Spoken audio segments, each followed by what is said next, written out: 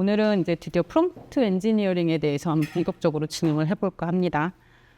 어제는 이제 프롬프트 엔지니어링이 왜 필요한가에 대해서 인공지능 기술부터 시작해서 전반적으로 개괄적으로 설명을 드렸고, 이제 본격적으로 오늘부터는 이제 그 기술을 저희가 이제 학습을 해야 되는데, 어제 말씀드린 것처럼 프롬프트라고 하는 거는 이제 우리가 뭔가 생성형 AI를 통해서 어떤 원하는 결과를 얻기 위해 이제 그 박스적 박스에다가 입력을 하는 주로 텍스트였는데, 이제는 음성도 입력이 되고 이미지도 입력이 되고, 그걸 우리가 프롬프트라고 한다고 말씀을 드렸습니다. 근데 그건 기능적인 부분에 있어서 설명을 드린 거고, 프롬프트라는 것 자체가 갖고 있는 역할은 응답을 받기 위해서 언어 모델한테 우리가 이제 무언가를 서브밋하는 내용입니다. 그래서 우리가 입력을 하는 거는 우리가 원하는 출력값을 얻기 위한 거죠. 그렇기 때문에 정확하게 내가 원하는 결과물을 얻기 위해서 정확하게 이제 입력을 하는 게 되게 중요하다. 근데 그것도 속대 표현으로 노가다를 할 수도 있겠으나, 우리가 이제 기술적으로 어떻게 입력을 하면 내가 빨리 그 원하는 결과를 얻을 수 있는가를 하는 것이 바로 프롬프트 엔지니어링이라고 어제 말씀을 드렸습니다. 체계적으로 설계하고 그리고 최적화하는 과정. 모든 분야에 있어서 우리가 연구를 되게 심도 있게 하는 거는 내가 무언가 결과를 얻기 위해서 이제 그 최적화, 여기서 말하는 건 이제 비용을 되게 조금 들이면서 시간 비용이나 뭐 기회 비용이나 이런 걸 좀 적게 들이면서 원하는 결과를 극대화시키는 방법이 되겠죠. 그래서 LLM이라고 하는 이 모델, 그러니까 이 대규모 언어 모델이라고 하는 것이 어떻게 구조화되어 있는지를 이해한다면, 사실상 책에서 안내하는 것 또는 제가 여러분들한테 설명하는 그 내용이 아니라 하더라도 자연스럽게 여러분들이 숙지할 수 있기도 합니다. 자, 이제 이러한 우리가 영역 분야가 생겨난 데는 사실상 어떻게 보면 오픈 AI라고 하는 회사의 역할이 좀 컸죠.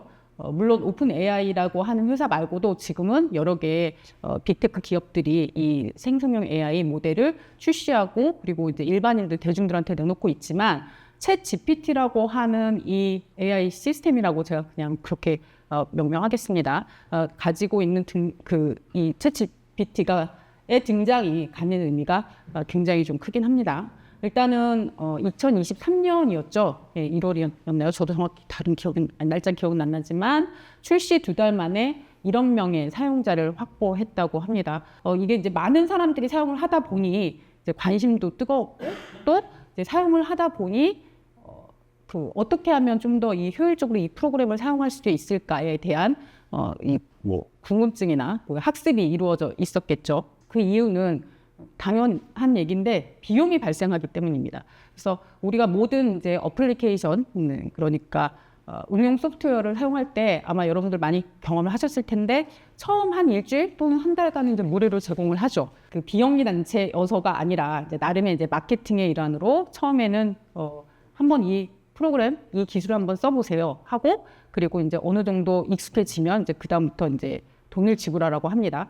자, 그런데 이제 이 챗GPT와 같이 AI 시스템은 실질적으로 지금은 이제 거의 초반부터 한 일주일 정도 외에는 그냥 아예 비용을 지불하면서 쓰게끔 이제 그렇게 구조화되어 있습니다. 그래서 아마도 무료로 이제 그 일주일이나 한 달 정도의 여유를 준다는 건 선택의 시간을 준다라고 하는 건데, 이제 마케팅적으로요. 그렇지만 지금 보면 아마 선택이 아니라 자연스럽게 그 구독을 하게 되는 이제 그런 구조로 가고 있죠.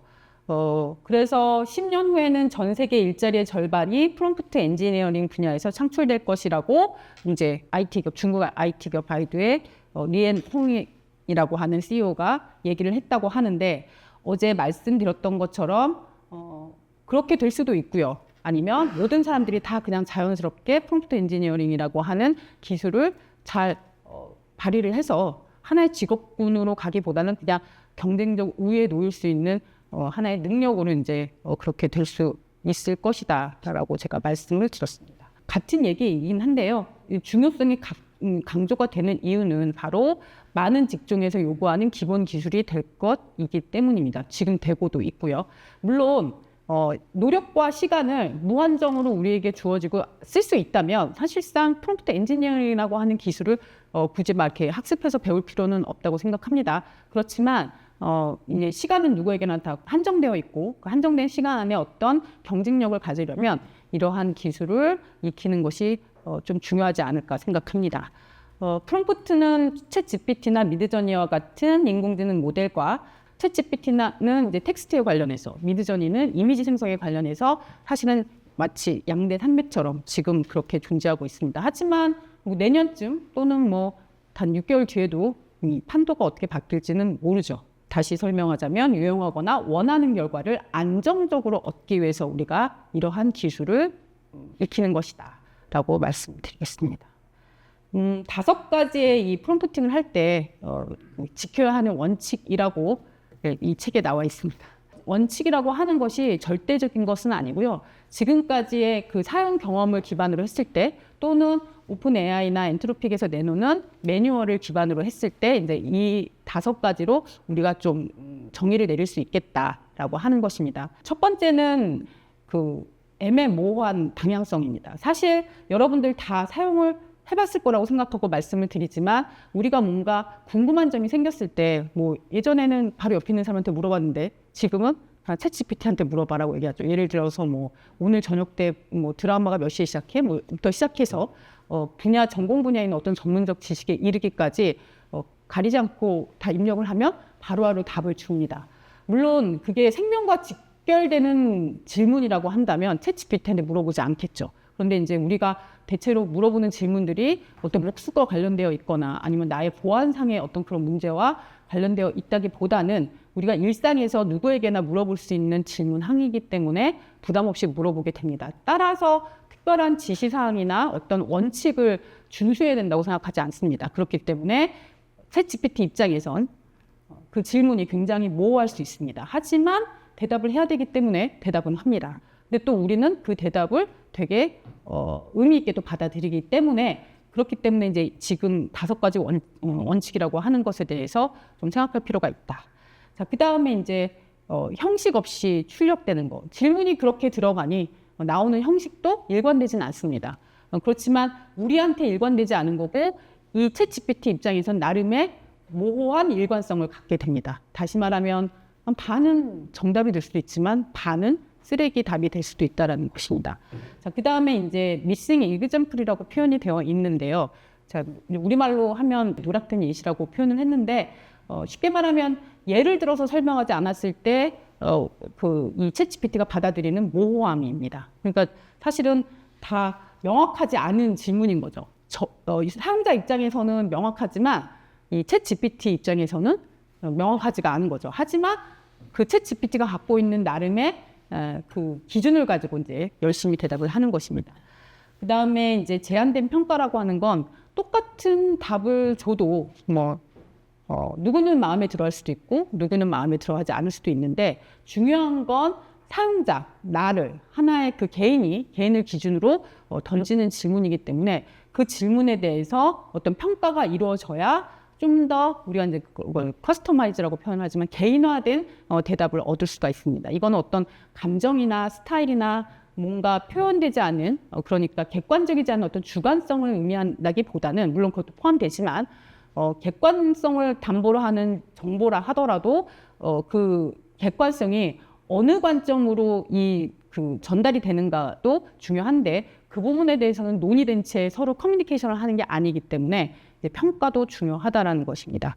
자, 그 다음에 이제 작업 구분 부재인데 이거는 철저하게 챗 GPT, 즉 다시 말하면 LLM이라고 하는 모델이 좀 더 효율적으로 일을 수행하기 위해서 인간이 좀 더 조금 더 노력을 해주는 부분이라고 할 수 있겠습니다. 다시 말하면 아까 제가 비용이라고 말씀을 드렸는데 인간 입장에 사용자 입장에서는 시간 비용이지만 챗 GPT 입장에서는 계속해서 돈이 발생하기 때문에 그러니까 지불을 해야 되기 때문에 또 이 경제적인 어떤 손실에 대해서 뭔가 세이브할 수 있는 부분이기도 합니다. 그래서 해결해야 될 5가지 원칙이라고 말씀을 드렸지만 우리가 입력 프롬프팅을 할 때 명확하게 그리고 좀 더 구조화된 문장으로 여기서 퓨샷은 어제 설명드렸듯이 이제 제로샷이냐 풀샷이냐 이것은 이제 예시를 얼마나 얘한테 줄 것이냐를 거쳐서 또 나의 어떤 개인화 과정을 위한 평가를 갖고 입력을 해 주어야 한다라는 것입니다. 좀 예제를 좀 들어서 말씀을 드리자면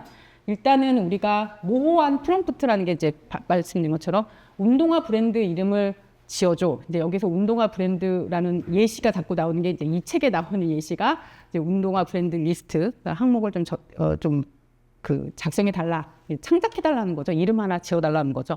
이렇게 질문을 하면 굉장히 평범하고 전형적인 대답이 돌아온다는 것입니다. 그러니까 대답을 안 한다는 것이 아니라 또는 엉뚱한 말을 한다는 것이, 그러니까 엉뚱한 아웃풋을 준다는 것이 아니라 그냥 누구나 생각할 수 있는, 굳이 내가 토큰을 써가면서 챗 GPT와 소통하지 않아도 생각해낼 수 있는 아이디어를 준다는 것이죠. 자, 이럴 때 이제 구체적인 프롬프트를 입력할 필요가 있는데 여기에서 말하는 구체성이라고 하는 건 정확히 타겟에 대한 이해를 가지고 질문을 던진다는 것입니다. 아마도 여러분들이 프로젝트를 진행할 때 제일 먼저 우리가 어떤 그 프로젝트를 수행하기 위한 문제에 대한 분석과 이해가 가장 첫 번째로 이루어져야 된다는 걸 잘 알고 계실 겁니다. 그렇기 때문에 그 문제에 대한 분석이 이루어진다라고 하는 건 내가 지금 뭘 모르고 뭘 알고자 하는 그 항목들에 대해서 리스트업을 할 수 있을 정도로 분석이 되어졌다는 것을 의미합니다.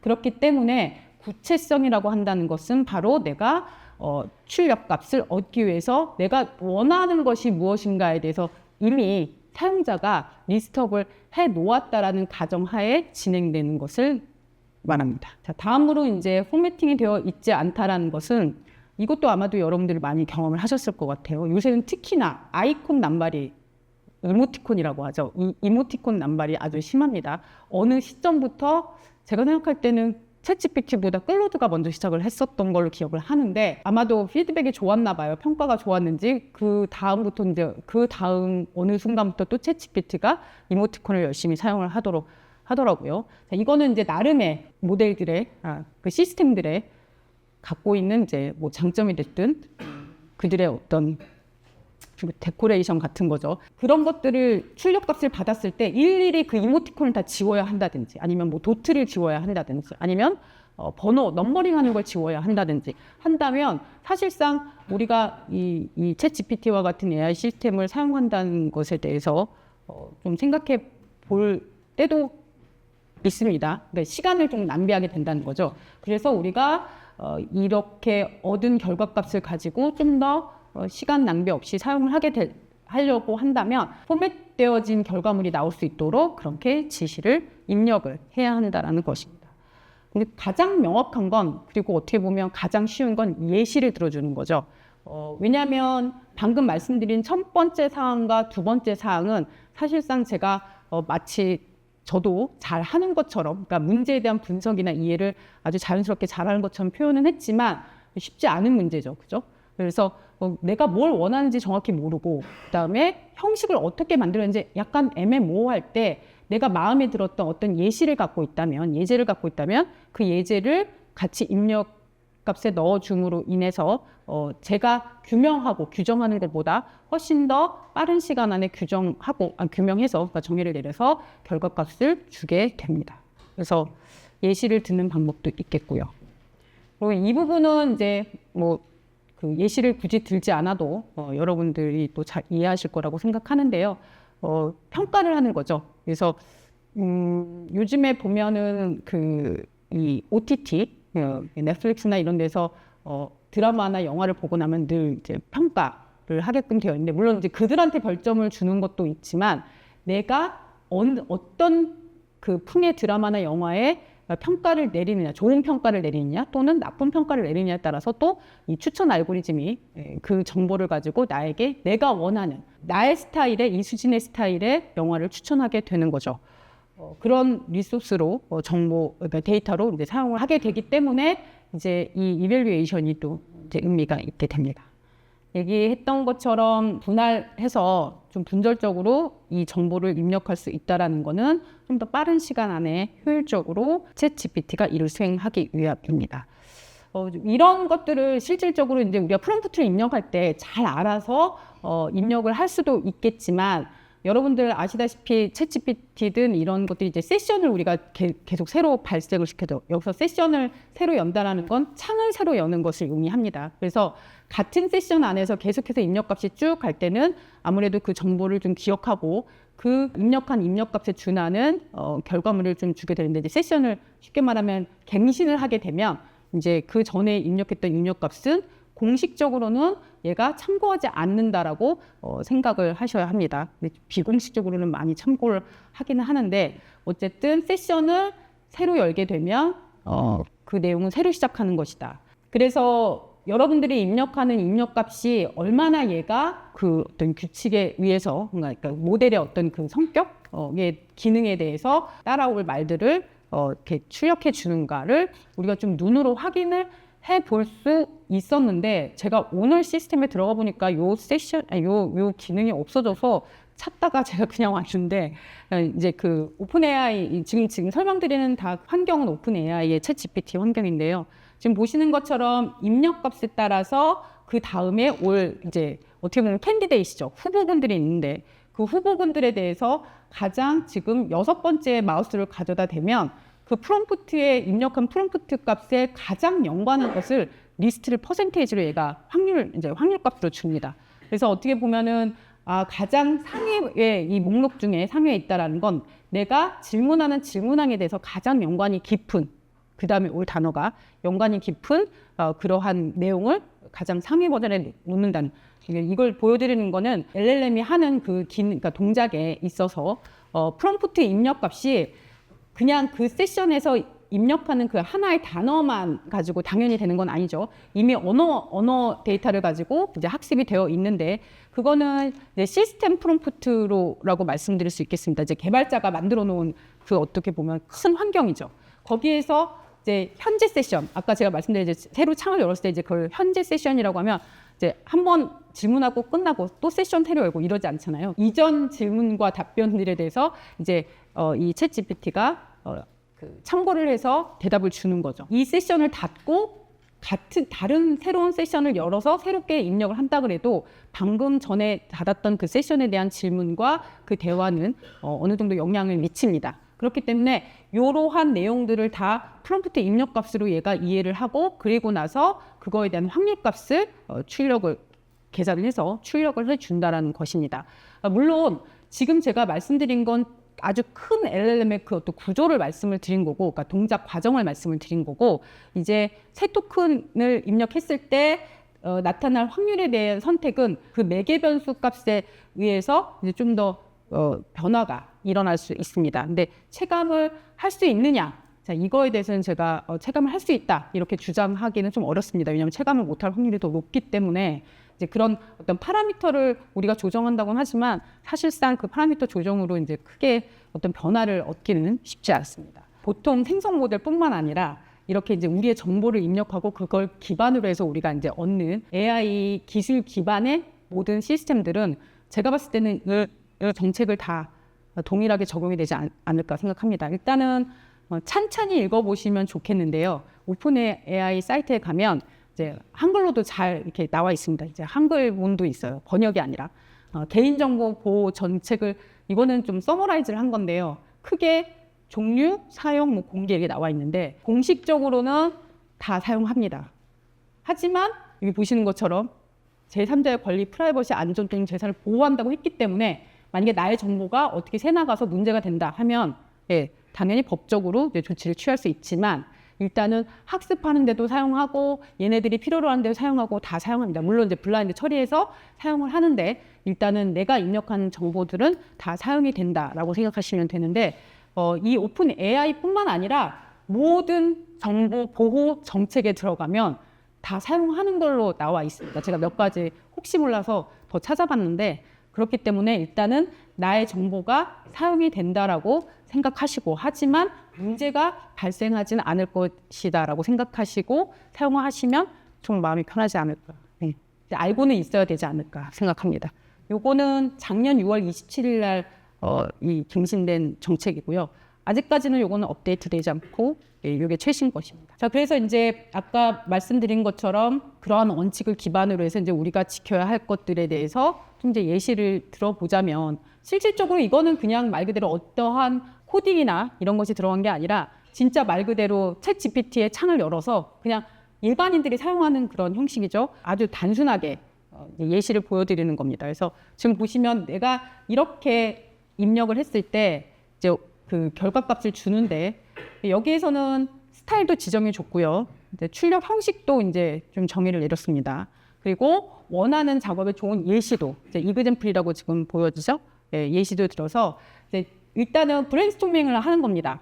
이제 나와 챗 GPT가. 사실은 이 브레인스토밍을 하는 데 있어서 보통 우리가 사람들이 모여서 브레인스토밍을 하잖아요. 뭐 학생들이랑도 하고 뭐 연구자들끼리도 하는데, 제 경험상 사실상 뭐 석사생들보다 챗 GPT와 브레인스토밍 하는 게 낫죠. 예, 낫습니다. 하지만 챗 GPT와 나와 둘이 하는 거는 낫지 않아요. 그러니까 나와 챗 GPT와 브레인스토밍도 하고 클로드랑도 하고 제미나이랑도 하고, 자, 이렇게 했을 때는 석사 애들이랑 하는 것보다 낫습니다. 하지만 하나의 지정되어 있는 이 AI 플랫폼이랑 AI랑 하는 거는 별로 바람직하지 않다고 저는 생각합니다.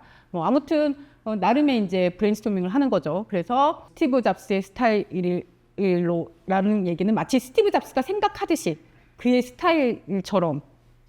근데 참 이게 참 애매모호해요. 그렇죠? 왜냐하면 누군가는 스티브 잡스의 스타일을 잘 이해하고 있겠지만 누군가는 스티브 잡스가 누군지 모를 수 있잖아요. 그러니까 되게 주관적일 수 있다는 거죠. 그 어떤 공인이긴 하나 그 공인에 가지고 있는 그 스타일, 예를 들자면 우리가 여러분들 스타일 트랜스퍼라고 하는 굉장히 이제 몇 년 전에 핫했던 기술이에요. 어떤 이미지가 있고 컨텐트 이미지가 있고 반고흐나 아니면 뭐 모네나 유명한 화가의 어떤 스타일이 있을 때 내가 찍은 사진을 반고흐가 마치 그린 것처럼 전이를 시키는 겁니다. 뭐 이것도 이제 딥러닝 기술로 이제 구현이 된 건데, 자, 여기에서 이제 그 핵심어는 컨텐트와 스타일이에요. 컨텐트는 우리가 그냥 딱 보면 아는 거, 아, 집을 그렸네 라고 하는 게 컨텐트고, 스타일은 딱 보니까 이제 고흐는 유명하잖아요. 이건 고흐가 그린 거 아닐까? 누군지 잘 몰라도 그렇게 그가 가지고 있는 어떤 그림의 화풍이라고 하죠. 그거를 전이를 매핑을 시킨 겁니다. 그래서 고흐가 그린 그림이 아닌데, 예를 들면 지금의 세종대학교는 고흐가 보지 못하잖아요. 근데 세종대학교 사진을 찍어서 고흐가 그린 별에는 밤을 스타일 트랜스퍼링을 하면 이제 마치 고흐가 세종대학교를 그린 것처럼 보이게 되는 그런 기법입니다. 그런데 그 스타일이라고 하는 게 되게 애매모호하다는 거죠. 그래서 대체로 이 프롬프트에 입력할 때 스타일이라는 표현을 되게 많이 쓰긴 하는데, 우리가 너무나 다른 사람들이 다 동의할 정도로 유명한 사람의 스타일이라고 하면 거기에 이의를 제기하기 어려울 수 있으나, 굉장히 소수만 알고 내가 정의한 어떤 그 스타일을 이름을 쓴다고 한다면 굉장히 엉뚱한 결과가 나올 수 있다는 것입니다. 그래서 내가 입력하는 그 입력값, 그 지정하는 그 입력값에 대해서도 명확한 그 개념, 그러니까 규명이 필요하다. 그래서 이제 보시는 것처럼 아까 제가 이제 예시를 좀 드렸는데, 어떤 지시사항을 제공하고요. 그리고 어떤 형식을 지정하고, 그 다음에 이제 예시를 제공하고, 자, 그 다음에 품질을 평가하고, 그러니까 나온 결과물에 대해서 평가하고, 그리고 어떤 이 그러니까 질문을 할 때 굉장히 분명히 좀 목표를, 근데 이거는 사실 양이 아주 많을 때 얘기죠. 목표를 분할을 해서, 그러니까 좀 더 이렇게 큰 목표, 그 다음에 작은 목표, 이렇게 분할을 좀 해서 작업을 했을 때 훨씬 더 효율적인 우리가 결과를 얻을 수가 있다는 얘기입니다. 자, 그래서 이제 두 가지, 사실 우리가 생성할 때 두 가지죠. 어제는 제가 뭐 동영상도 생성할 수 있다, 음성, 그러니까 사운드도 생성할 수 있다, 여러 가지 모드, 형태에 대해서 말씀을 드렸지만, 사실 우리가 AI 시스템과 서로 소통하면서 얻는 거는 크게는 텍스트와 그 다음에 이미지일 것입니다. 그래서 보면은 텍스트 생성에 적용 가능한 원칙을 어떤 체크리스트를 만들어서 여러분들이 해보실 수 있는 방법입니다. 내가 어떤 문항을 입력을 했을 때 그 입력한 그 값 대비 출력값이 나왔는데, 그쵸? 어느 대답이든 입력을 하면 출력을 하니까요. 그런데 이 체크리스트를 기반으로 해서 내가 다 준수한 상태에서 입력을 했을 때 이 친구가 내놓는 대답이, 챗GPT가 내놓는 대답이 얼마나 나의 그 여러 번 서로 대화를 나눈 것보다 소통한 것보다 시간을 압축적으로 효율적으로 사용할 수 있게 했는지 또는 결과물에 대해서 만족스러운지를 여러분들이 경험을 하시게 되면 이 패턴을 가지고 이제 여러분들의 일은 업무 능력은 그러니까 굉장히 좀 높아지지 않을까 생각합니다. 그래서 텍스트 생성뿐만 아니라 이미지 생성에도 이제 적용 가능한 이제 원칙들이 있습니다. 그래서 오늘은 계속 텍스트 얘기만 좀 할 거기 때문에 이제 요 원칙 체크리스트는 여러분들이 참고해서 한번 해보시기 바랍니다. 그래서 이제 뭐 예를 한번 이제 이미지 생성에 대해서 좀 예를 들어보겠습니다. 지금 여기 보면 요 링크는 그 이미지 파는 뭐 이미지 뱅크 뭐 굉장히 사이트 많죠. 예. 그 중 하나입니다. 원스플래시라고 하는 요 사이트에 누군가가 찍었겠죠. 그 사진이에요. 이건 생성 사진이 아니라. 그래서 요 사진을 가지고 4명의 비즈니스 미팅을 하는데 이제 설명을 쭉 한 거죠. 뭐 유리판 위에 저 4명이 모여서 하고 그 다음에 사진은 마치 파나소닉의 DC-GH5를 찍은 것처럼 이런 이제 아주 디테일한 내용을 주면서 생성을 하라고 하는 거죠. 제가 이제 어제 해봤습니다. 자, 해봤더니 얘는 달리. 사실은 이제 이미지 생성은 미드저니가 어쨌든 약간 대표격인데 제가 봤더니 돈을 내야 되더라고요. 아마 무료 사용 제가 한번 했었나 봐요. 그래서 8불인가? 아니 10불이요.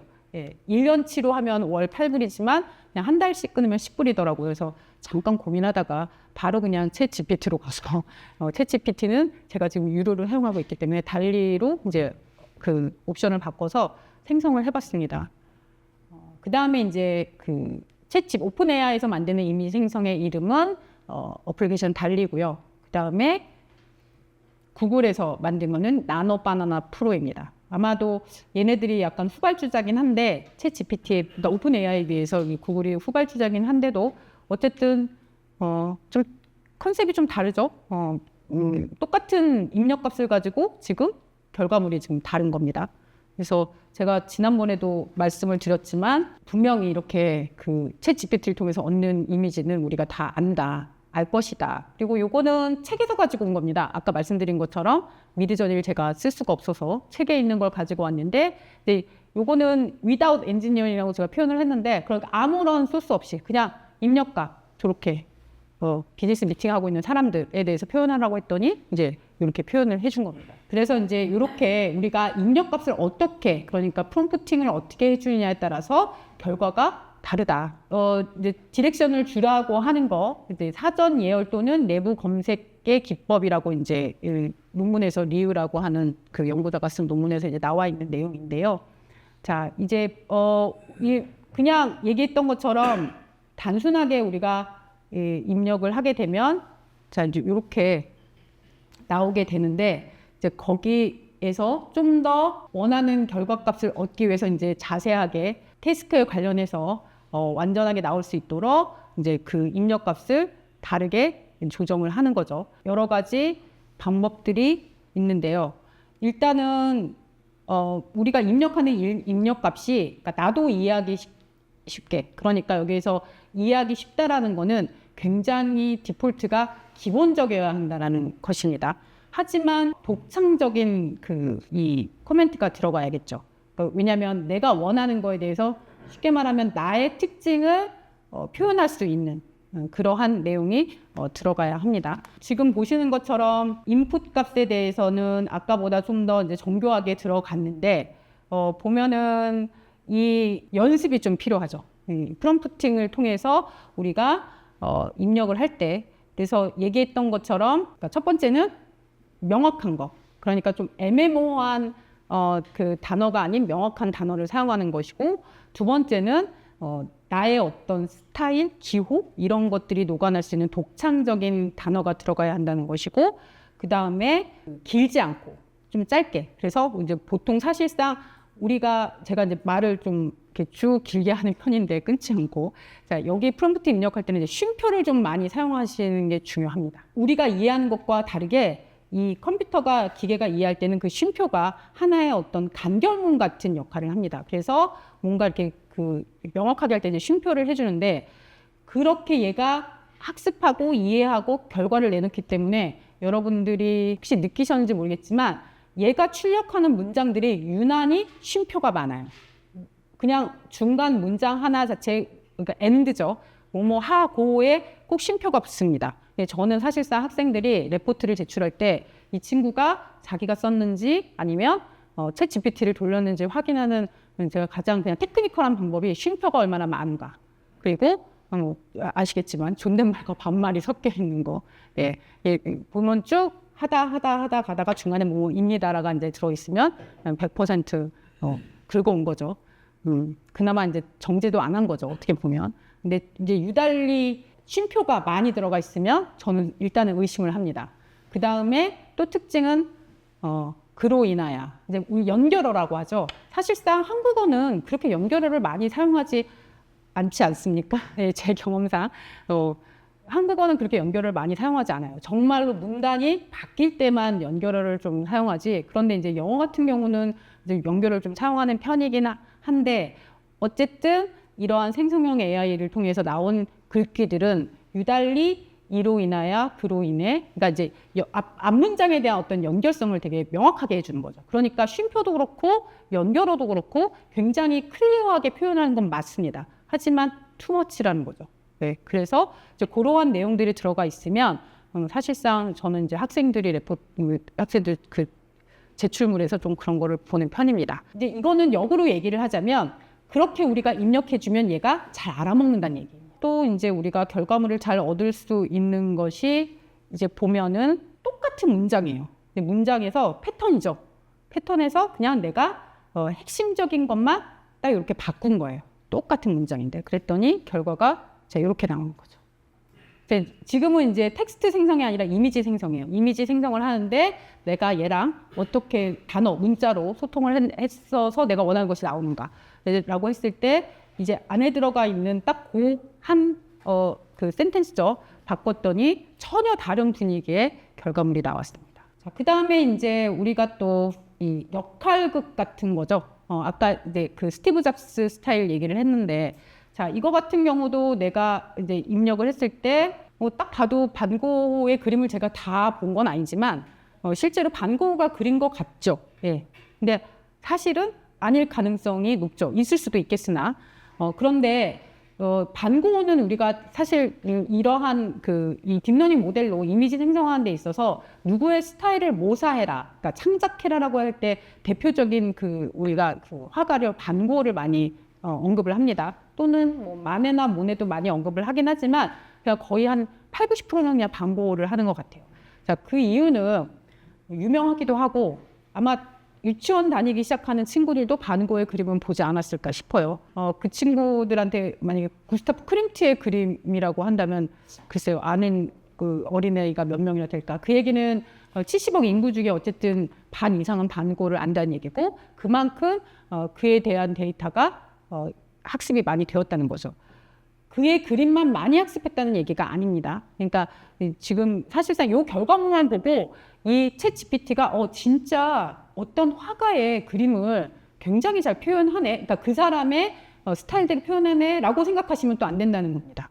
아마도 지브리 일본 만화가 때문에 사실은 챗 GPT가 더 많이 이제 사람들이 알게 됐는데 지브리풍의 만화라고 하는 것도 그 사람이 워낙 유명하고 그 데이터를 굉장히 정교하게 학습을 했고 그치만 아마 이연세 스타일이라고 입력하시면 이연세 스타일 만화 안 나올 겁니다. 예, 제가 해보진 않았는데 자, 그것처럼 우리가 이제 어떤 스타일이라고 했을 때 그 스타일에 대한 그 소통이 모든 화가들에 대해서 또는 모든 음악가들에 대해서 되는 것은 아니다라고 하는 것을 기억해 주시기 바랍니다.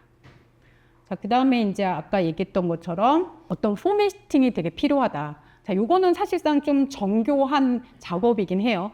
그렇다고 해서 프로그래밍 코딩은 아니에요. 그렇지만 말 그대로 포매팅을 한다는 건 어떤 형식을 갖춘다는 거잖아요. 형식을 갖춘다는 건 그 형식 안에 들어가면 그 형식대로 나온다는 것을 의미하죠. 이제 우리가 어떤 수식과 같이.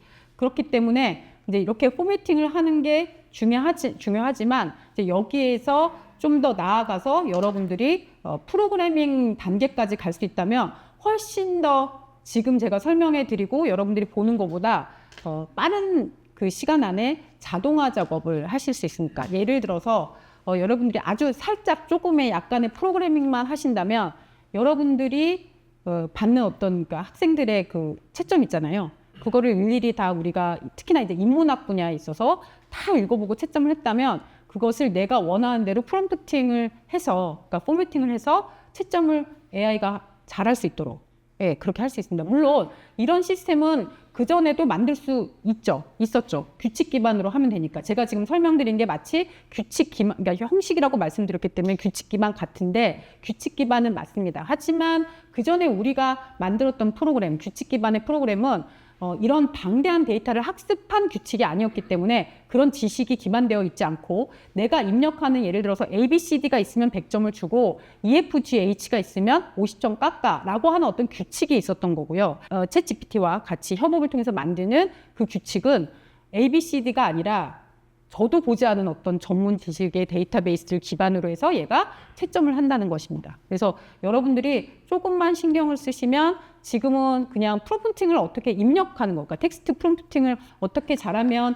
내가 좀 더 원하는 걸 이렇게 좀 빨리 얻을 수 있을까라는 것에 대한 설명이라면 이제 내일 정도 여러분들한테 소개하는 그 프로그래밍 과정은 아마도 여러분들이 실질적으로 업무를 수행하시는데 도움이 되시지 않을까 생각합니다. 그래서 실제로 이 AI 시스템, 그러니까 챗 GPT나 클로드와 같은 이 모델은, 그러니까 이 LLM 모델은 실질적으로 그냥 모든 거를 다 번역하는 번역기라고 생각하시면 돼요. 자, 번역은 우리가 다른 언어를 트랜슬레이트 한다라고만 생각하지만 실질적으로 그냥 그거는 같은 모드, 그러니까 언어라고 하는 같은 형태 안에서의 그 번역인 거고 실제로 모든 다양한 모드들은 다 트랜슬레이트 되는 거죠.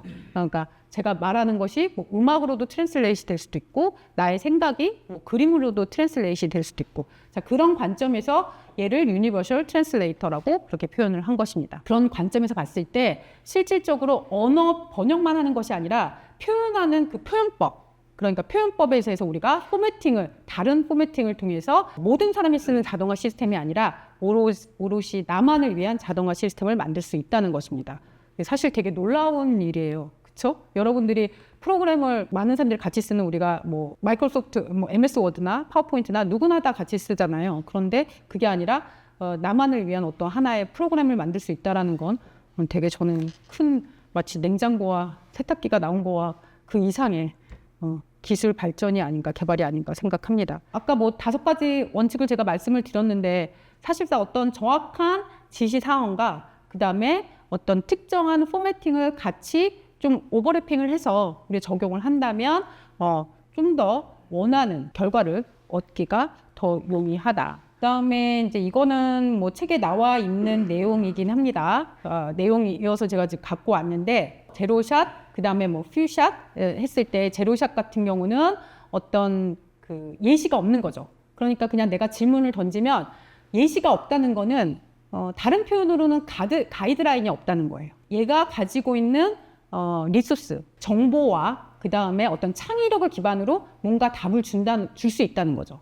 자, 그런데 이제 우리가 그 퓨샷이나 원샷 같은 경우, 이제 원샷은 예시를 하나 준다는 거고, 퓨샷은 이제 그거보다 좀 더 두세 개의 예시를 준다는 건데, 그렇게 되면 좀 더 사용자가 원하는 그러한 형태, 형식 또는 내용으로 결과물이 나올 수는 있으나, 자, 그 얘기는 다시 얘기하자면, 뭔가 울타리가 생겨버리기 때문에 창의력에 있어서는 좀 더 능력이 떨어진다라고 그렇게 해석을 또 할 수가 있습니다. 그래서 실질적으로 예시를 줬을 때 점점 지금 그 챗 GPT 지금은 5.2까지 왔나요? 예, GPT가 5.2까지 왔는데 이 모델들이 발전을 하면 할수록 조금 더 세련되게 개인화될 수 있는 능력을 갖춰가고 있다라는 걸 그냥 보여준 거고요. 얘는 그렇지만 결국에는 우리가 얘가 트레이드오프 관계에 있다라는 것도 반드시 기억을 하셔야 합니다. 뭔가 예시를 주고 우리가 가이드를 줄수록 어떤 창의성은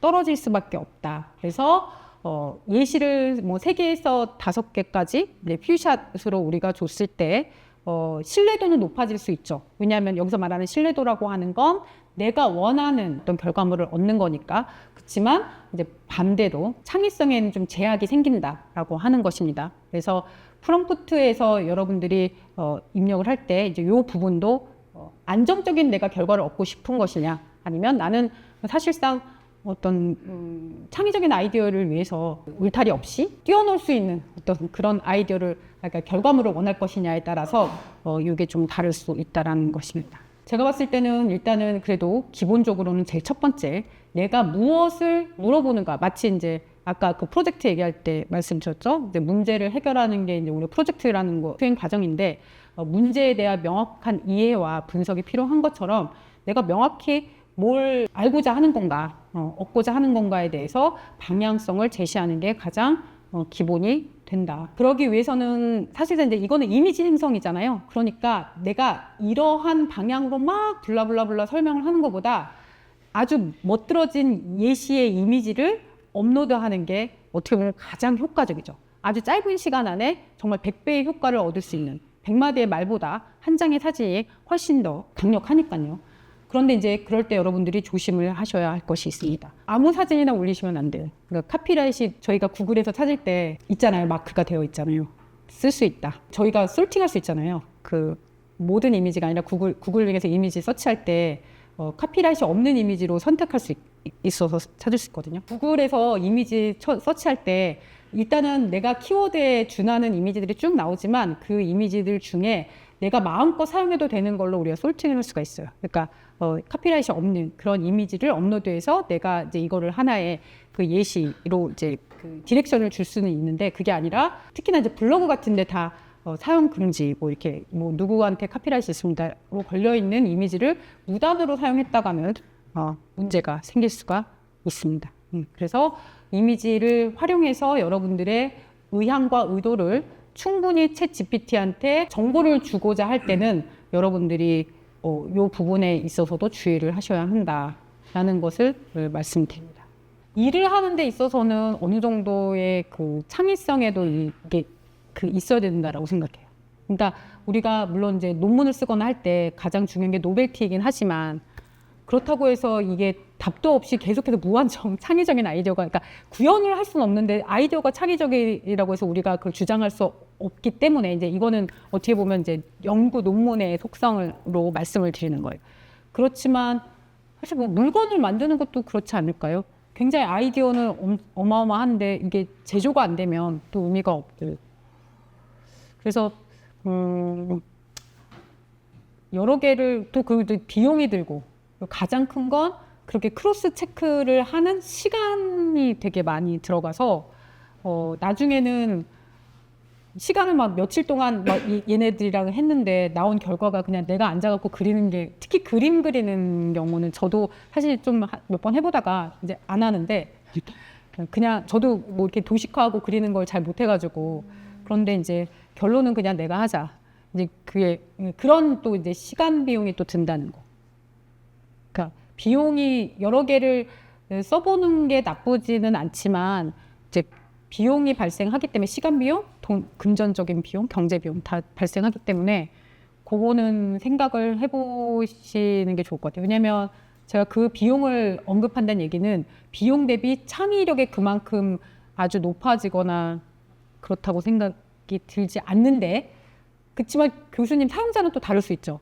그래서 그거는 해보시고 사용해보시고 판단하시면 좋을 것 같아요. 사실상 이 AI 시스템은 꼭 사용해야 되는 거 아니지 않습니까? 그렇죠? 그래서 다 선택의 문제이긴 합니다. 그렇지만 우리가 이제 앞서서 이거를 쓰자, 잘 써보자라고 이제 제가 말씀을 드리는 건 경쟁 사회이기 때문이죠. 예, 저희가 그래도 남들보다 앞서가려면 남들보다도 빠른 시간 안에 효율적인 성능이 좋은 결과물을 얻어야 하니까요. 그래서 지금까지 이제 설명해 드린 애가 바로 챗 GPT입니다. 챗 GPT에서 쓰는 데이터 형식이 크게 JSON과 CSV입니다. JSON이라고 하는 데이터 형식도 이제 알고 계신 분들도 있을 거라고 생각해요. 자바스크립트 기반으로 해서 구조화되어 있는 건데요. 엑셀을 연상하시면 돼요. 자, 우리가 이미 이제 마이크로소프트의 스테이셔너리는 익숙한데 MS 워드나 파워포인트 말고 엑셀을 좀 떠올리시면, 얘가 뭐 하는 형식의 그 포맷이구나라고 이해가 되실 것 같습니다. 대부분의 프로그래밍 언어에서 지원하고 있습니다. 자, 그 다음에 이제 엑셀이죠. 보이기에는 엑셀이지만 사실상 데이터 형식은 좀 다른 CSV입니다. 콤마 세퍼레이티드 밸류라고 해서 우리가 엑셀로 저장할 때 엑셀의 형식으로 확장자료도 저장했지만 사실상 CSV로 저장이 돼서 이렇게 우리가 서로 주고받는 경우가 되게 많습니다. 그리고 구글 스프레드시트와도 호환이 되고 맥 OS의 넘버스라고 하는 이건 다 프로그램이 다른 거예요. 프로그램이 다르다라는 건 다르다라는 겁니다. 예. 하지만 그 산출되는 그 산출물, 그 파일들은 다 소통이 되는, 호환이 되는 애입니다. 자, 그 다음에 이제 이거는 좀 처음 보셨을 것 같은데요. 마크업 랭귀지로 표현이 되어 있는 야멜이라고도 그냥 부르긴 하는데요. 예. 사람이 읽고 작성이 쉬운 설정용 데이터 형식으로 AI 모델 설정 및 실험 파라미터 관리에 적합합니다. 그래서 우리가 이제 프롬프트 엔지니어링에 사용하는 거 말고도 3D 엔진이나 다른 거, 그러니까 하나의 그 환경 안에서 여러 가지의 형식의 산출되는 산출물, 그러니까 여러 가지 형태로 표현되어져 있는 것들을 서로 소통할 때 쓰이는 데이터 형식입니다. 자, 그래서 챗 GPT에 앞서 언급된 제이슨, 야멜, CSV 문서를 생성할 수 있고, 자, 이 확장자 점 어쩌고저쩌고 나와 있는 건 이제 확장자를 의미하는 거죠. 그래서 우리가 보통 점 HWP면 이거 한글 문서구나. DOCX면 이거는 워드 프로세서 문서구나. 점 EXE면 이거는 실행시킬 수 있는 파일이구나라고 이제 이해할 수 있죠. 자, 그런데 이제 이렇게 생긴 친구들은 다 텍스트 데이터 기반의 문서들로 원활하게 소통하기 위해서 그러니까 사용되는 형식입니다. 당연히 데이터 형식이기 때문에, 그리고 확장자가 다르기 때문에 걔네들을 사용하는 문법, 준칙도 다르죠. 그래서 그거는 이제 여러분들이 감안을 하셔야 합니다. 자, 우리가 챗GPT가 텍스트로 할 수 있는 일은 되게 많은데, 사실은 텍스트 변환하는 거, 요약하는 거, 생성하는 거, 근데 이거 굳이 내가 어렵게 지금 이제 제가 오늘 설명을 드릴 건데 그 방법을 써서 할 필요가 있을까 생각하실 거예요. 왜냐하면 요즘에 웬만한 프로그램은 다 요약하는 거, 생성하는 거 다 붙어가지고 내가 원하지도 않는데 다 요약해 주겠다고 엄청 나서죠. 제가 요새 정말 그거 하는 게 지메일이 계속해서 메일을 요약해 준다고 자꾸 뜨는데 저는 아주 별로거든요. 왜냐하면 내가 원하는 정보와 걔가 요약한 정보 맞지 않고요. 예. 그리고 그만큼의 무슨 장문의 메일이 오는 것도 아닌데 자꾸 요약해주고 자꾸 써준다 그래서 굉장히 별로입니다. 자, 그런데 그 메일 말고도 실질적으로 우리가 제가 스테이셔너리라고 표현하는, 그러니까 이제 이 어떤 그 텍스트를 작성하는 다양한 프로그램들이 다 이제는 웬만한 규모를 갖고 있다면 다 AI 기능이 붙었습니다. 그 얘기는 모든 회사들이 그게 돈이 많아졌다. 다 LLM을 다 얘네들이 개발해갖고 쓰네가 아니라 우리도 만들 수 있다는 얘기예요. 뒤집어서 얘기를 하자면, 자, 개인도 다 만드실 수 있습니다. 특히나 이렇게 군더더기에 있지 않고 기능이 어마무시하게 있는 게 아니라 오롯이 내가 원하는 그 규칙과 원하는 방향, 그리고 원하는 그 요구사항에 준해서 그러려면 방금 소개한 그러한 포맷으로 작성을 하셔야죠. 사실 포매팅 하는 거는 그렇게 어려운 문제 아니에요. 아까 말씀하셨지만 제가 원하는 방향과 내가 원하는 요구사항이 명확하면 그렇게 JS 파일로 작성해줘 하면 합니다. CSV로 작성해줘 라고 하면 해줘요. 그런데 내가 원하는 방향과 명확한 요구사항이 있지 않으면 못하죠. 네. 그래서 중요한 건 그거다. 근데 이제 문서를 작성하는 데 있어서 우리가 GPT를 통해서 중첩 목록 또는 계층화된 목록을 이렇게 생성할 수가 있는데 그것도 이제 조직적으로 만들어야 한다는 겁니다. 제가 이제 여러분들한테 소개하는 건 말 그대로 예시일 뿐이에요. 그러니까 그 안에서의 이 계층적인 어떤 목록을, 그러니까 하이라키적인 어떤 구조를 갖춘다는 건 이게 정답이 아니라 여러분이 그냥 하이라키의 스트럭처를 만든다. 이것만 머릿속에 넣으시고 그 구조, 그러니까 상위부터 분류해서 하위로 내려가는 그 내용은 여러분들이 작성을 하셔야 한다는 겁니다. 그런데 이제 이 계층적인 목록 구조를 만드는 데 있어서 왜 그러면은 이 내용을 여러분들이 숙지를 하셔야 하느냐. 바로 이 챗 GPT가 계층이라고 하는 것을 이해하는 그 방식과 내가 이해하는 방식은 어긋나면 안 된다는 거죠. 예. 그래서 여러분들이 제가 이제 그 모델이 일을 수행하는 동작에 대해서 제가 아주 디테일하게 세밀하게 설명은 안 드리지만 자꾸 동작 과정이나 방법에 대해서 말씀을 드리는 이유가 그걸 알아야 걔네들의 그 방식에 준하게 제가 내용을 넣을 수 있다라는 겁니다. 일단은 목록 구조가 표현이 되더라고요. 계층적으로 할 거야. 그런데 그 계층이 우리가 얼마나 상세한, 그리고 예시를 들어서. 그러니까 하나의 큰 프레임을 주고 그 프레임 하에 얼마나 상세. 근데 상세도 사실 표현이 세밀하다, 상세하다. 물론 이제 영어로 표현이 되면 또 오히려 더 그게 다이렉트하게 갈 수 있죠. 왜냐면 지금의 이 그 모델은 다 번역해가지고 들어가는 거예요. 그러니까 저희가 한글로 입력을 하면 그 한글, 우리가 소통하는 그 한국어를 얘가 잘 이해해서 한국어로 하는 것이 아니라 영어로 번역해서 들어가는 거기 때문에, 하지만 예전보다는 훨씬 더 내가 원하는 대로 잘 들어가는 건, 우리가 상세하다, 세밀하다, 뭐 이런 표현이 영어로는 말 그대로 디테일로 표현될 수도 있겠고요. 아니면 오밀조밀해서 댄스하게 표현이 될 수도 있겠고요. 자, 표현이 될 수 있는 방법은 되게 다양한데, 내가 말하는 상세의 기준이 뭐라는 거죠. 한데 그 다음 단어가 나왔어요. 상세한 기사 개요라고 나왔잖아요. 그러면 이제 굳이 내가 그거에 대해서 영어로 이 상세를 어떻게 표현할 필요가 없는 거예요. 왜냐하면 챗GPT는 알아서 그 뒤에 기사니까 이게 어떤 텍스트에 대해서 서머라이즈를 하라는 거구나라고 제가 대충 얘기를 해도, 그러니까 대충 상세라고 표현을 해도 알아먹는다는 거죠. 그래서 요 다음에 나오는 단어에 따라서 다를 수 있지만, 지금같이 상세한 기사 개요가 아니라 그냥 상세하게 작성해줘 라고 하면 또 이제 애매모호할 수 있다는 거예요. 그 다음에 이제 예시를 준다는 거. 자, 그래서 이제 예를 들면 이렇게 논문의 초록을 이렇게 요약할 수도 우리가 있는데, 이 논문의 초록을 요약하는 데 있어서 방금 얘기했던 것처럼 큰 어떤 테두리 프레임을 주고 그 프레임 안에서 어떻게 이제 요약을 할지를 설명을 하는데, 이제 흔히 많이 하는 친구들이 이제 그런 거예요. 아까 예시라고 했는데 대상을 정하는 거죠. 그러니까 어려운 지식을 내가 이해하기 위해, 나는 지금 뭐 교수긴 한데 제가 이해가 안 돼가지고 지금 질문을 했어요. 제 분야가 아니니까, 뭐 철학의 예를 들어서 뭐 어느 분야에 대해서 제가 궁금할 수 있잖아요. 그러면 주로 자기 분야가 아닐 경우엔 특히나 그렇게 얘기를 하죠. 뭐 초등학생한테 설명하듯이 설명해요. 특히나 이제 그 과학 분야에 있어서는 그렇게 많이 물어봅니다. 그러면 일단 여러분들 혹시 해보셨나요? 초등학생한테 설명하듯이 해줘라고 하면 일단 반말부터 나옵니다. 그런데 있잖아, 뭐 이러면서 그게 챗GPT의 제가 봤을 때는 특징이에요. 보면 다른 이 AI 시스템은 그렇게까지 바로바로, 쉽게 말하면 어떤 톤이죠, 톤 조절을 바로바로 하지 않는데, 챗GPT는 그런 톤 조절에 있어서 굉장히 좀 특화되어 있고 특징적입니다. 그래서 아마도 저도 이거는 기사에서 접한 내용인데, 일반인들이, 대중들이 챗GPT를 상대로 가장 많이 소통하는 내용이 상담이래요. 정신 상담. 그러니까 내가 굉장히 심리적으로 안 좋은 상태인데 정신과 의사를 찾아가기는 그렇고, 뭐 상담사를 찾아가기 그렇고, 누구한테 말하기 힘들 때 챗GPT를 상대로 상담을 많이 한다고 제가 기사를 봤거든요. 아마도 그것도 영향이 없잖아 있지 않을까 싶습니다. 왜냐하면 그런 식의 어떤 내용의 데이터가 굉장히 많이 모여든다면 이 친구는 또 그 부분에 있어서 굉장히 최적화해서 뭔가 자기가 리액션을 하려고 준비를 하겠죠.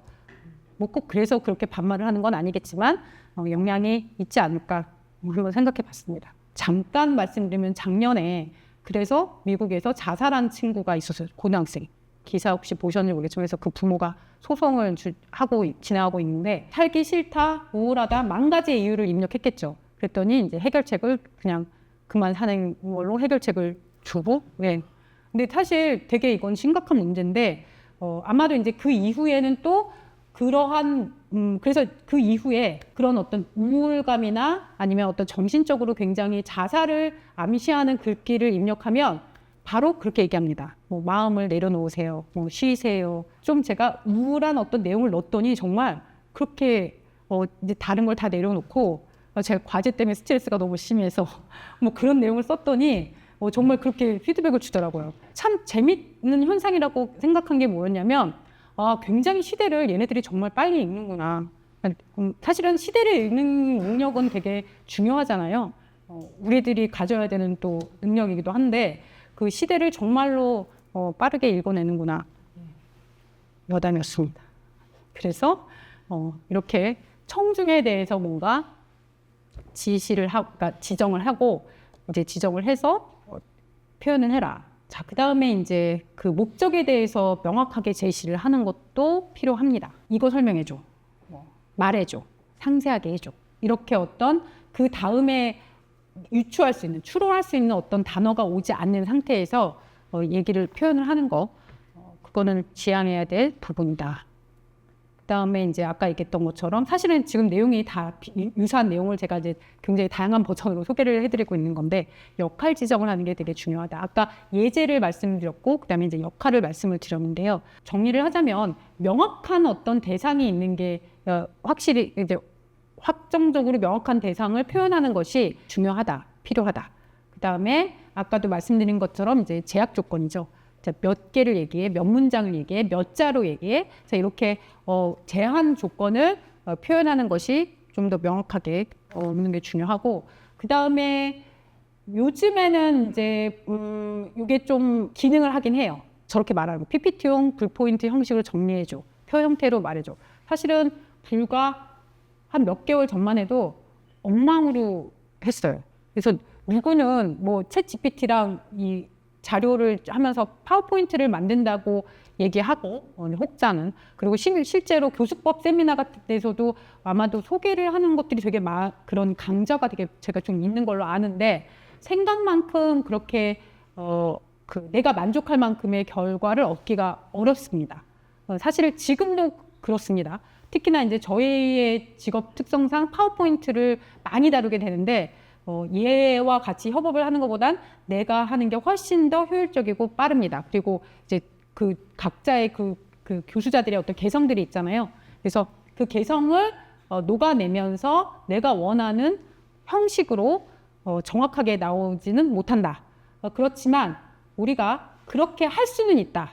예, 그 얘기를 이제 하려고 하는 겁니다. 그게 바로 우리가 챗GPT 이제 API를 사용해서 하는 건데요. 일단은 이 API는 Application Programming Interface의 준말입니다. API는 뭐 그 생성형 AI, 그러니까 이 AI 때문에 나온 게 아니고 우리가 사용하는 모든 기기나 이런 거에 어떤 그 나름의 프로토콜이 있죠. 지금은 소프트웨어가 하드웨어에 기대고 있지 않지만 사실상 소프트웨어의 탄생은 하드웨어 때문에 탄생한 겁니다. 그렇죠? 하드웨어가 옛날에는 그냥 기계식이었는데 다 전자식, 디지털로 바뀌면서 얘를 운영하려면 소프트웨어가 필요했잖아요. 뭐 전자레인지를 돌리려고 해도. 그래서 사실은 이 소프트웨어는 하드웨어를 위해서 탄생했죠.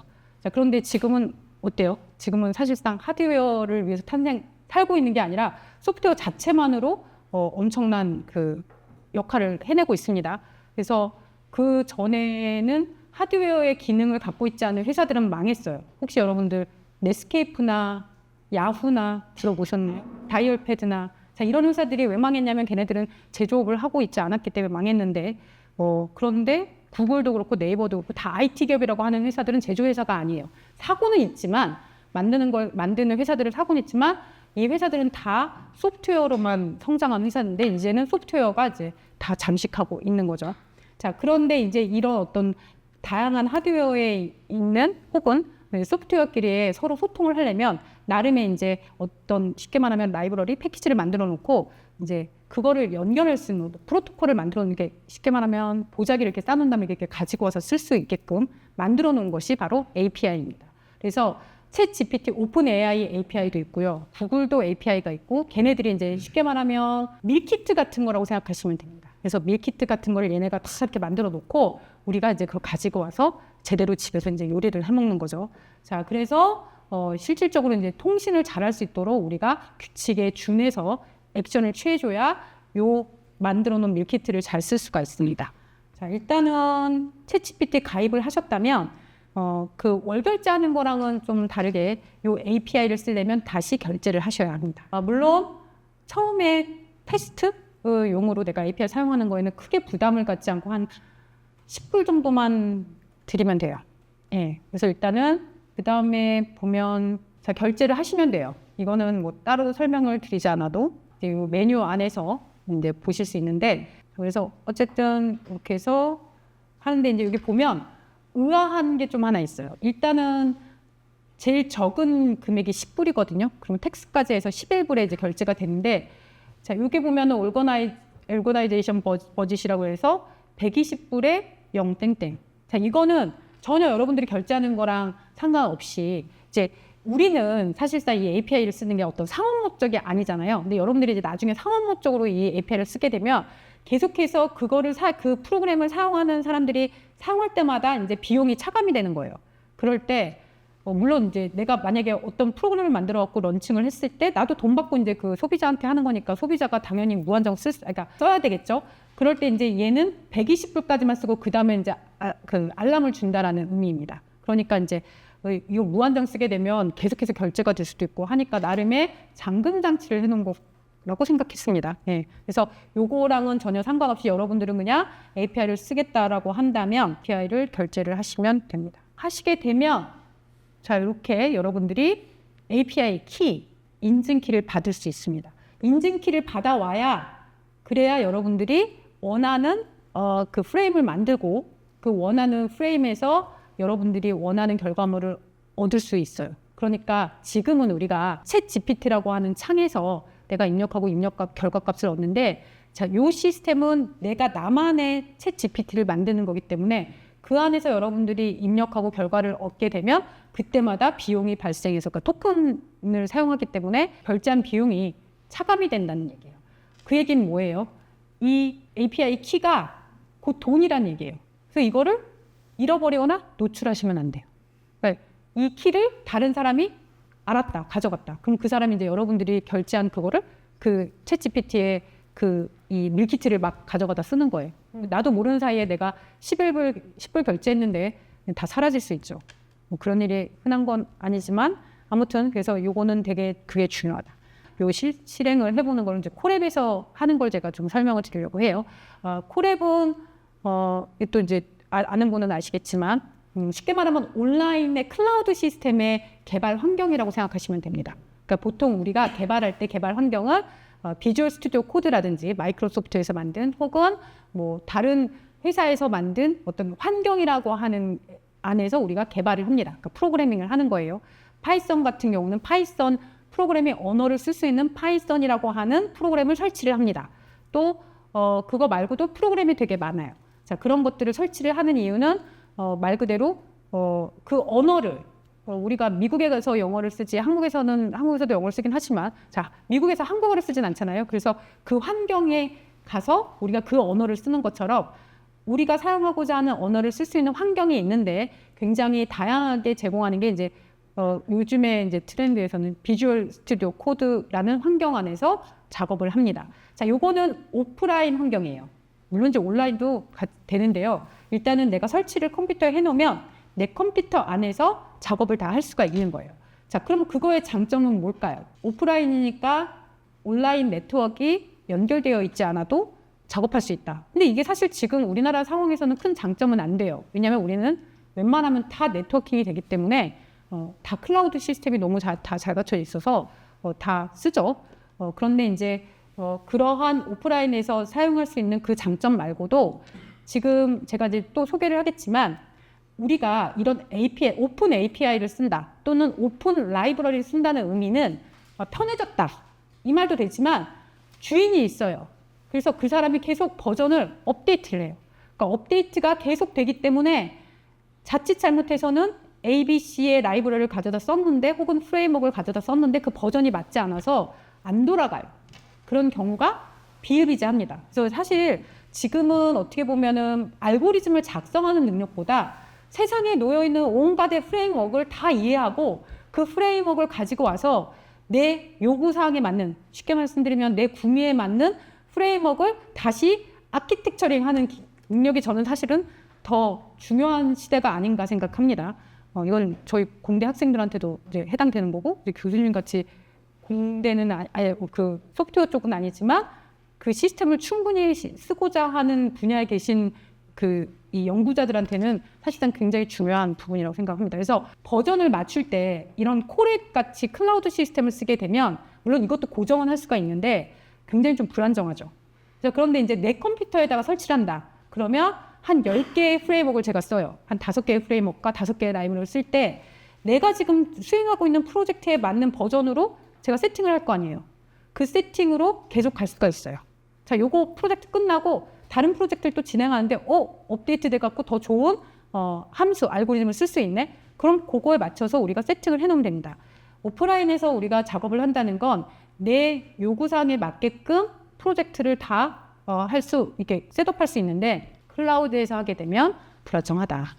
그렇긴 하지만 우리가 지금 뭐 그런 프로젝트를 진행하는 건 아니기 때문에 이제 콜앱에서 한번 사용해 보는 걸 한번 진행해 보도록 하겠습니다. 그래서 일단은 콜앱은 일단 여러분들이 구글 계정이 있다면 다 사용하실 수 있어요. 예, 그 구글 계정을 가지고 구글 드라이브에 들어가면 그 안에도 혹시 스테이셔너리 있는 거 아시죠? 그러니까 구글 독스도 있고 구글 슬라이드도 있고 구글 이제 엑셀 같이 그런 형식 우리가 이제 공유 문서로 많이 활용을 하기도 하는데요. 그중 보면 콜앱도 있습니다. 잘 노출되어 있지는 않은데 자 그래서 여러분들이 일단은 구글에서 콜앱을 검색해서 자 이 뉴 노트북이라고 하는 애를 열면 찾아보면 저렇게 약간의 주황색으로 팔자로 된 아이콘으로 되어 있는 얘를 찾을 수 있고요. 보시면은 .ipynb라고 써 있죠. 자, 파이썬 프로그래밍을 할 수 있는 파이썬 프로그래밍으로 나오는 그 확장단인데요. .py는 파이썬인 거 아실 거예요. .c는 뭐 C 언어 뭐 그런데 저희는 파이썬이긴 한데 파이썬 노트북이라고 해서 형식이 좀 다릅니다. 근데 이제 이 파이썬 노트북은 그냥 파이썬 프로그래밍 언어를 사용하는 건 똑같은데 좀 다른 형식이라고 하는 거는 분절적으로 내가 실행시키고 결과를 이거는 이제 인터프리팅 언어의 또 특성인데 우리가 프로그래밍 언어에 대해서 배우는 건 아니니까 IPNYB는 파이썬 노트북의 확장자 명이고요. 콜앱에서 작업을 하신 다음에 출력할 때 이 파이썬 노트북으로 출력하실 수도 있고 파이썬 파일로도 출력하실 수 있습니다. 그러니까 여러분들이 클라우드 시스템에서 작업을 하시고 내가 오프라인에서 내 환경 안에서 작업을 하신다고 할 때는 여기서 작업하신 것도 그대로 쓰실 수 있습니다.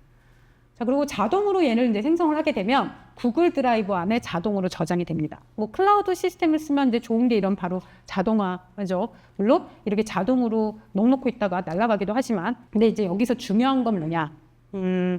API를 사용한다고 말씀을 드렸잖아요. 그래서 실제로 지금 아까 보시는 것처럼 제가 이제 여러분들이 가능하시다면 실습을 해볼 내용인데 지금 보면은 여기 보면 얘가 인증키예요. 이제 제 인증키죠. 예. 그러니까 여러분들의 API 키를 가져다 쓰셔야 해요. 제 거 쓰시면 안 되죠. 아니 저도 사실 뭐 제가 상업적으로 뭘 하는 게 아니라서 그렇게까지 예민하게 안 했는데 자꾸 그 공유하지 말라고 떠가지고요. 예, 그래서 지금 이 코드 안에서는 여러분들이 인증키를 발생시키고 인증키를 가지고 제가 여기다 써놨어요. 쓰시면 되는데 여기서 핵심은 뭐냐면 얘예요. 이 열쇠. 얘를 여러분들이 이렇게 하셔야만 쓰실 수 있어요. 인증키를 가져다가 카피 앤 페이스트 하고 나서 저거 안 하시면 그래서 여기 보면 여기가 이렇게 넣은 다음에 얘를 체크하면 이렇게 파란색 변하거든요. 그러지 않으면은 막혀 있어가지고 못 써요. 에러 뜰 거예요. 아마 그렇습니다. 그래서 요거에 대한 설명이 바로 얘예요. 지금. 그래서 여러분들이 만약에 아까 말씀드린 것처럼 저거를 해제를 하지 않으면 비밀 액세스 권한이 없다고 떠서 사용을 못 하시게 됩니다. 지금 보시는 것처럼 업로드를 하시면 되거든요. 자, 이게 이제 그 오픈 갔나요? 예, API 플랫폼이에요. 플랫폼에 들어가면 이제 왼쪽에 보면은 여기 API 키가 있고요. 저거는 챗이라고 쓴 건 여러분들이 그냥 보통 어플리케이션 사용하는 그런 기능들이 다 있는 겁니다. 근데 이제 API 키를 우리가 얻어야 되는데 보시면 여기 Create New Secret 키가 있어요. 그래서 여기 보시면은 얘를 한번 이렇게 누르면 이렇게 발생해요. 뭐 예를 들면 뭐 이름은 그냥 적고 여기 크리에이티브 이렇게 하면 이 키를 가져다 쓰시는데 끝 기억해야 될 것 요거 한번 카피하고 끄면 다시 못 찾아요. 그래서 인증키를 한번 받으면 어디 메모장이나 카피해 놓으셔야 돼요. 네. 그래서 그것만 주의하시면 되고 말씀드린 것처럼 학생들한테 저 키를 배포하면 돼요. 공유하시면 돼요. 그래서 뭐 공유하셔도 되죠. 예, 그냥 왜냐하면 계정을 이 플랫폼을 이제 저는 이거 제가 개인 계정이고 그리고 이제 여러분 어떠신지 모르겠지만 저도 다 구글이랑 연동돼서 쓰기 때문에 이걸 빌려줄 수 없어요. 그러면 다 공유하는 거니까. 그래서 그런 계정 같은 경우는 공유가 안 되지만 그냥 아예 그냥 공동으로 쓰는 계정을 하나 여시고 그 계정으로 구입을 하시고 그리고 나서 그걸 공유하시면 되죠. 그래서 보시는 것처럼 여기 있지만 요거 카피 안 되고요. 아까 말씀드린 대로 그 반드시 어디다 저장을 해 놓으셔야 된다. 그래서 이제 제가 여러분들한테 이제 공유해야 하는 요 계층 목록 파싱하기는 파싱이라는 단어 자체는 이제 프로그래밍 단에서의 프로그래밍 언어로 이제 표현된다면 쉽게 말하면 그냥 얘가 잘 학습하고 효율적으로 하기 위해서 이제 분절적으로 만들어서 정보를 잘 효율적으로 운용하도록 저희가 설계를 해주는 거예요. 그러니까 설계하는 뼈대는 당연히 정해져 있죠. 왜냐하면 프로그래밍 되어 있는 애니까. 그렇지만 그 뼈대 안에 우리를 껴맞추는 거예요. 그러니까 우리를 커스터마이즈 하는 거기 때문에 얘네가 이해하고 있는 그 규칙을 알려줘야 하는데 그게 바로 이제 특수기호 등을 사용하는 거고 나름의 이제 이런 언어를 좀 사용하는 겁니다. 그렇지만 뭐 프로그래밍 언어라고 하기에는 다 그냥 인스트럭션 그 지시사항에 따라서 따라하시면 되는 거기 때문에 그냥 해보시면 된다. 그런데 그 해보시는 거를 만든 애가 얘예요. 내가 여러분들한테 배포를 하겠다고 말씀드린 게 이거고요. 보시는 것처럼 여기에다가 이제 인증키를 여러분들이 그 발생시킨 인증키를 넣고 그리고 나서 지금 이제 이게 프롬프트예요. 우리가 그러면은 그러니까 넣고자 하는 이제 그 메시지인 거죠. 프롬프트에 넣는 거. 그럼 그냥 프롬프트에 넣으면 되지. 뭐하러 굳이 이렇게 프로그래밍을 할까 싶을 수도 있겠으나 이제 프롬프트에 넣는 건 한 번 그렇게 넣고 끝나는 거고요. 우리가 요거를 프롬프트에다 이렇게 정해놓고 내가 원하는 구조를 만들어 놓으면 이제 여러분들이 그거를 프로그램을 실행만 시키고 CS 파일이던 그러니까 아까 보셨던 그 형식으로 결과물을 얻을 수가 있어요. 그러니까 예를 들면 내가 질문은 하나인데 그 질문에 내가 답을 예시를 한 100개쯤 갖고 싶어요. 그럼 100개 내놓아도 100개 안 내놔요. 근데 내가 100개 앤서 하라고 이렇게 명령어를 넣으면 이제 나중에 그 CSV 파일로 얘가 이제 다운받았을 때 그 100개 내용이 다 들어가 있고 그러니까 또 우리가 할 수 있는 일이 되게 무궁무진하게 많은데 또 하나는 이제 그렇게 작성을 한 다음에 그 작성한 결과물에 대해서 이것도 이제 그 하나의 코드죠. 제가 나온 그 결과물에 대해서 좋아, 싫어. 아까 그 네 번째 항목 제가 평가 말씀드렸어요.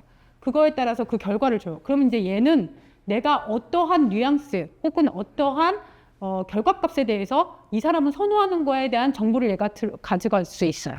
그 얘기는 다시 말하면 여러분들이 이제 아이디어가 생기면 그 아이디어를 가지고 다 프로그램을 할 수 있다는 거예요. 그리고 그 프로그램을 짜는 것도 이제 여러분들이 짜는 게 아니라 그러니까 물어보면 되죠. 이렇게 짜줘. 그러면은 짜줘요. 예. 그래서 어떻게 보면은 사실상 저도 홈페이지에 디자인을 한다든지 저 이런 거 못 하는데 저도 3시간 만에 홈페이지를 만들었어요. 제가 HTML 언어 하나도 모르거든요. 근데 제가 와 잘한다 했던 건 뭐 디자인이라든지 그 홈페이지의 내용이 아니라 그걸 하고 싶었거든요. 한글판이랑 영문판이랑 2개 버전 만드는 거죠. 사실상 진짜 디자이너가 하려면 되게 복잡하고 돈 아마 더 줘야 되는 일인데 그걸 되게 3시간 만에 했어요. 그래서 제가 만들고 그거를 영문판으로 그러니까 이거는 내용이 트랜슬레이트 했다는 게 아니라 쉽게 말하면 버튼을 누르면 한글이었다가 모든 홈페이지를 많이 있잖아요. 그러한 구조를 짜준다는 거예요. 다시 말씀드리면 여러분들이 어떤 아이디어만 있으면 그 아이디어에 대해서 구현하는 게 이제 어렵지 않은 시대가 왔다. 이제 그거에 이 API들을 적극 활용할 필요가 있고 사실은 이 프롬프트 엔지니어링의 주제는 주 목적은 그건 아닌데 프로그래밍을 말씀드린 건 아닌데 그렇게 좀 탐구를 하시다 보면 프롬프팅을 잘 할 수 있는 것도 당연히 이제 이 기회를 통해서 익히게 되시겠지만 이렇게 실질적으로 그 프롬프팅을 자동화할 수 있는 자동화 시스템을 만들 수도 있으니 그렇게 해보시는 게 어떨까 적극 추천을 드립니다. 그래서 오늘은 이제 요거 이렇게 내용만 좀 하고 이제 내일도 좀 실제로 이제 어떻게 결과가 나오는지를 한번 같이 보고요. 그리고 이미지 생성하는 거에 대해서 사실은 제가 이번 그 과정에서는 텍스트보다는 이미지에 좀 집중해서 하려고 했는데 보다 보니까 사실상 여러분들이 이미지 생성보다는 이런 어떤 시스템 안에서 텍스트를 어떻게 얻는가, 그러니까 정보를 얻는가가 더 사실 일반적일 것 같아서 좀 오늘까지 좀 준비를 했고요. 내일 뵙겠습니다. 수고하셨습니다.